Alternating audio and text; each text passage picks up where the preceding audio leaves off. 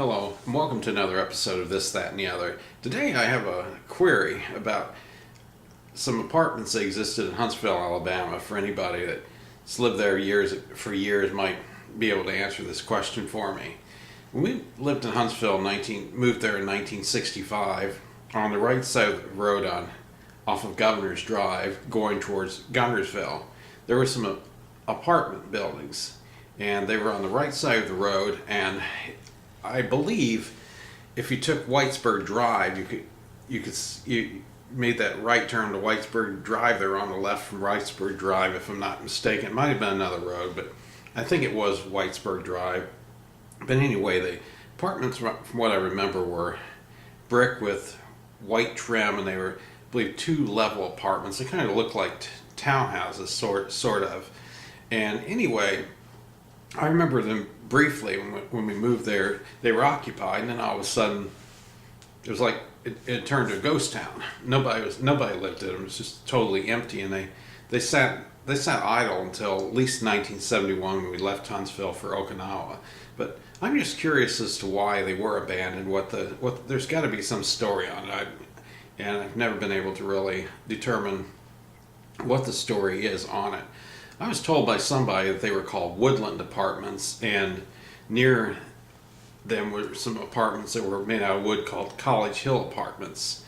And I don't know if that part's accurate or not, but it's a mystery that I've been trying to find the answer to for years, and I've never found anything. I've asked people in Huntsville. Most people don't know what I'm talking about.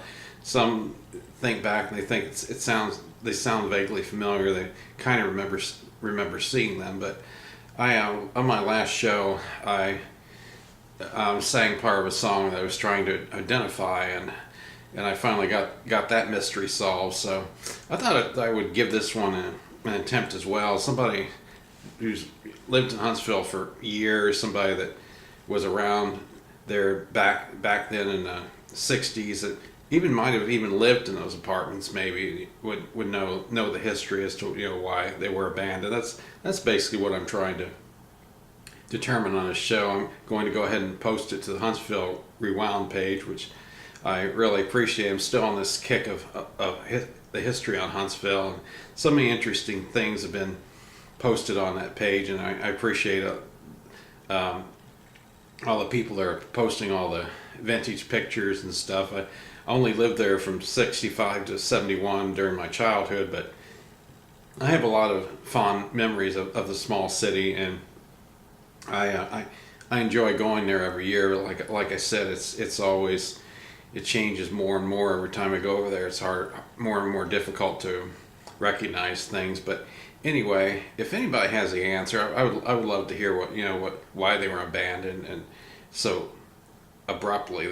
From what I remember, I think they were probably abandoned sometime between 1965, 1967, sometime around that time. And I was going to mention too on the location. Like I said, I believe they were off of Whitesburg Drive on the left, but I remember going farther down the road. I believe there was the Winn-Dixie Quick Check on the right, and then there was like a Maytag laundromat across the street, and then some place where we used to get ice cream as kids, and then there was Snow White's restaurant in that vicinity as well, and I believe there was a drugstore across the way too. Just kind of memories of what I remember from there. But anyway, if anybody has the answer to this question, I would love to find out the answer. Oh, one more thing.